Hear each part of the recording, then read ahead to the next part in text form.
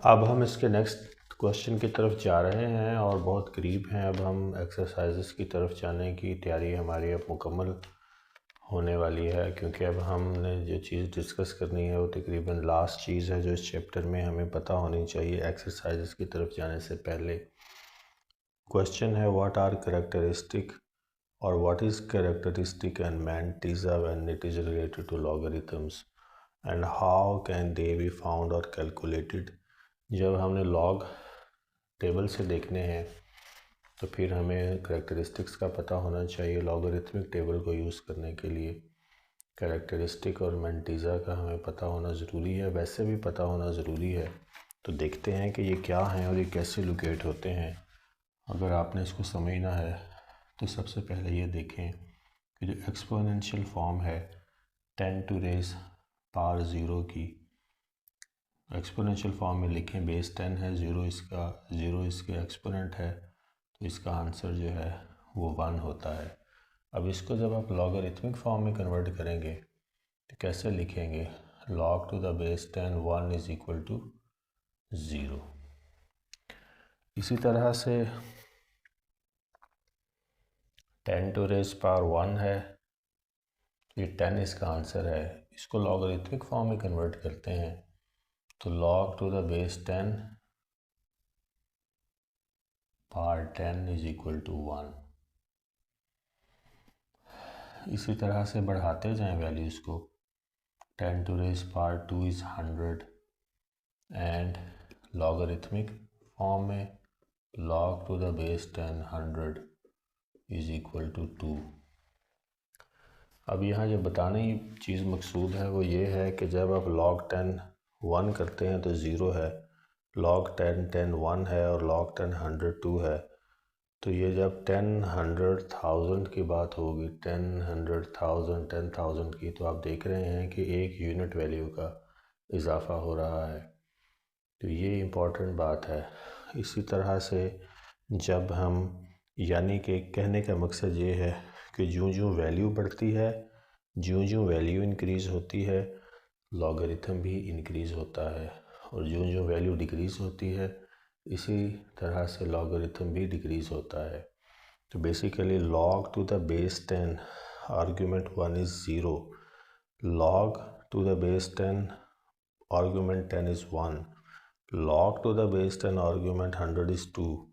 और इसको अगर आगे एक्सटेंड करें थोड़ा सा ज़रा मज़ीद इस पर रोशनी डालने के लिए कि कैसे ये लॉगरिथम्स हमारी कैलकुलेशंस को आसान भी करते जाते हैं। 10 पावर 3 इज़ 1000 और जब लॉगरिथम की फॉर्म में इसको ले जाएं 10,000 इज़ इक्वल टू 3।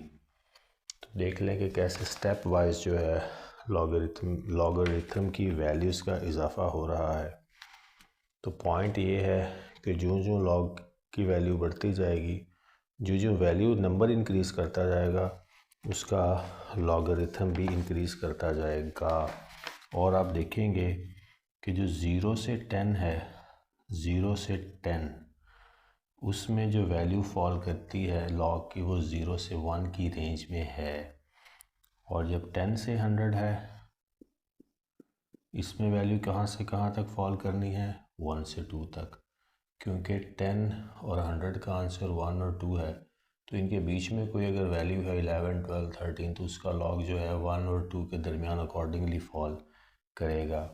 इसी तरह से 100 और 1000 के बीच में अगर कोई वैल्यू है जिसका हमने लॉग लेना है तो वो 2 से 3 के दरमियान फॉल करेगी एंड सो ऑन।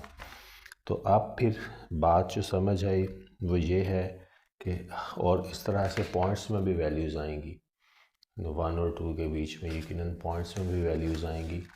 तो फिर दो हमारे पास पार्ट्स बन जाएंगे, या दो पार्ट्स होते हैं लॉगरिथम के। एक को इंटीग्रल पार्ट कहते हैं, वो कैरेक्टरिस्टिक है, और एक डेसिमल पार्ट है, उसको मैंटीज़ा कहते हैं। यानी कि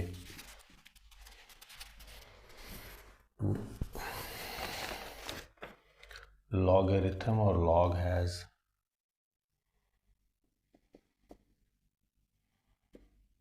two parts,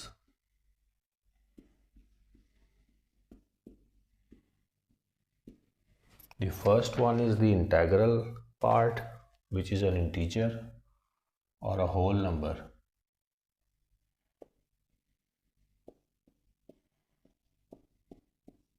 Integral part, which means an integer means a whole number, and this is called characteristic in the case of logarithms.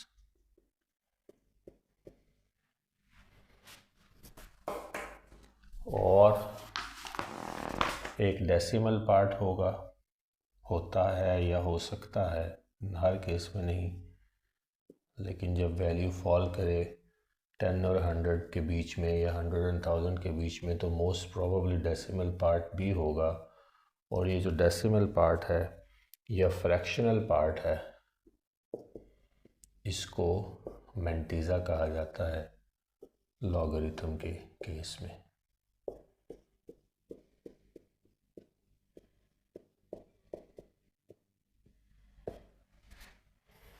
तो बेसिकली मैंने आपको ये बात, यहाँ तक हम पहुँच गए कि लॉगरिथम हैज़ टू पार्ट्स। कैसे हैं लॉग्स आती वैल्यूज़, वो मैंने आपको अभी बताया है। तो फिर इंटेग्रल पार्ट है जो कि एक इंटीजर है, होल नंबर कैरेक्टरिस्टिक कहलाता है, और डेसिमल या फ्रैक्शनल पार्ट जो है वो मैंटीज़ा कहलाता है। अब कैरेक्टरिस्टिक और मैंटीज़ा फाइंड करते हैं कुछ वैल्यूज़ का। तो पहले कैरेक्टरिस्टिक फाइंड करने की तरफ चलते हैं। तो अगर हमने कैरेक्टरिस्टिक फाइंड करना हो तो एक टेबल सा बनाते हैं, कुछ वैल्यूज़ लिखते हैं, तो आपको खुद ही समझ आ जाएगी कि कैरेक्टरिस्टिक कैसे फाइंड किया जाता है वैल्यूज़ का। सबसे पहले हम कुछ वैल्यूज़ डालते हैं, मिसाल के तौर पर 15, 67, 66, 751, 4, 86, 66, 7। अब ये 1, 2, 3, 4 एंड 5 वैल्यूज़ हैं। इसके जो सिग्निफिकेंट फिगर्स हैं 4 है, इसके 3 हैं, इसके भी 3 हैं, इसके 2 हैं और इसके 1 हैं। अब यहाँ पे मैंने सिग्निफिकेंट फिगर्स की टर्म बोली है, ये हमेशा ही इम्पॉर्टेंट रहेगी लॉगरिथम की सेंस में, हमारे जहन में होनी चाहिए। यहाँ आपने देखना है कि इसकी सिग्निफिकेंट फिगर्स कितनी हैं, उसको डिनोट करना है आपने स्मॉल n से। इसकी 4 हैं, तो जो कैरेक्टरिस्टिक फाइंड करने का फॉर्मूला है वो n-1 है। तो जितनी जिसकी सिग्निफिकेंट फिगर्स हैं, सिग्निफिकेंट फिगर्स की बहुत सारी डेफिनेशंस हैं। बेसिकली वो वैल्यूज़ हैं जो लाजमा है, जिनको हम छोड़ नहीं सकते, ओमिट नहीं कर सकते, ये छोड़ना अफोर्ड नहीं कर सकते। वो आंसर की प्रिसीजन और एक्यूरेसी पे डायरेक्ट इम्पैक्ट डालते हैं। अगर वह ओमिट कर दी जाए वैल्यू, तो वो फिर सिग्निफिकेंट फिगर्स कहलाती हैं। तो यहाँ पे 4 हैं, n4 हुआ और n-1 कैरेक्टरिस्टिक है। तो आप देखेंगे 4 है तो 4 - 1 इज इक्वल टू 3। और दूसरे लफ्ज़ों में देखना हो कोई यहाँ, तो यहाँ से इसको 1, 2, 3 जगह पहले आपने पॉइंट लगाना है। इसको इस तरह से भी साइंटिफिक नोटेशन के कॉन्टेक्स्ट में आप समझ सकते हैं कि पॉइंट अगर आएगा मूव करता हुआ, तो यहाँ 3 जगह पीछे जाके यहाँ 1 और 5 के बीच में लगेगा। दूसरी वैल्यू है 751। इसका n जो है सिग्निफिकेंट फिगर्स आप देखें, काउंट करें तो 3 है, तो 3 - 1 करें आप, तो 2 जो है इसका कैरेक्टरिस्टिक है। यानी कि इसको साइंटिफिक नोटेशन में कन्वर्ट करने के लिए, डेसिमल सिस्टम में लेके जाने के लिए, 10 की पावर बनाने के लिए 2 प्लेसेस मूव करना पड़ेगा पीछे को। फिर ये 4, 8, 6 है, इसकी भी 3 है, तो ये भी 3 - 1 और 2 प्लेस वैल्यूज़ मूव करना है। Characteristic is 2। अब ये 466 है, इसकी सिग्निफिकेंट फिगर्स 2 और इसका कैरेक्टरिस्टिक जो है वो 2 - 1 है। यानी 1 प्लेस आपको 6 से पीछे मूव करना पड़ेगा यहाँ पे, इसको साइंटिफिक नोटेशन बनाने के लिए या डेसिमल सिस्टम में लेकर जाने के लिए। ये एक्सपोनेंशियल फॉर्म बनाने के लिए इसकी। फिर ये 7 है, जो 1 है इसकी सिग्निफिकेंट फिगर, तो 1 - 1 इज़ 0, यानी कि आपको इसका कैरेक्टरिस्टिक 0 है, आपको कोई मूवमेंट की ज़रूरत नहीं है। ये बेसिकली क्योंकि इसका सिग्निफिकेंट फिगर जो है वो 1 है, तो पॉइंट मूव नहीं कर सकते। अब हम बात कर लेते हैं मैंटीज़ा की कैरेक्टरिस्टिक की बात हमने की, टेबल की फॉर्म में उसको समझा। अब हम मैंटीज़ा की तरफ चलते हैं। मैंटीज़ा की बात जो है, मैंटीज़ा जो है बेसिकली वो डेसिमल पार्ट होता है किसी भी लॉगरिथमिक वैल्यू का, तो जब डेसिमल पार्ट आ जाएगा तब ही मैंटीज़ा की बात होगी। तो अब हम कुछ डेसिमल में वैल्यूज़ को लिखते हैं और फिर समझते हैं कि मैंटीज़ा जो है वो कैसे फाइंड हो सकता है या होता है। तो ये मैं कुछ वैल्यूज़ लिख रहा हूँ, मिसाल के तौर पर 0.54, 0.054, 0.0054। यहाँ मैंने ज़ीरोज़ इंक्रीज़ किए हैं, इसकी वजह भी आपको बताता हूँ। सबसे पहले आपने यहाँ पे इसका देखना क्या है कि number of zeros after decimal कितने हैं। Number of zeros after decimal, ये हमारा n बनेगा। यहाँ पे number of zeros after decimal count करने हैं, तो ये जो 0.54 हमारी पहली वैल्यू है, इसमें number of zeros after point जो है वो कोई भी नहीं है, 0 है। तो फिर आपने थर्ड टेबल की तरफ चले जाना है। जो थर्ड टेबल है वहाँ पे फार्मूला अप्लाई कर दें, -n+1। वो n-1 था कैरेक्टरिस्टिक, ये n+1 है और माइनस जो है इसके साथ है। अब पॉइंट ये है कि ये मैंटीज़ा जो है ये नेगेटिव में होगा। 0.54 है, इसके number of zeros after decimal 0 हैं, तो यानी n जो है वो इसका 0 है। 0 + 1 with minus will become -1। तो इसका जो मैंटीज़ा है वो -1 है।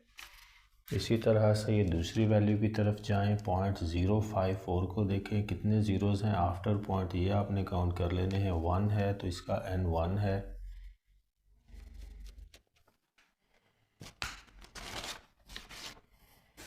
और अब हम इसके मैंटीज़ा की तरफ चलते हैं।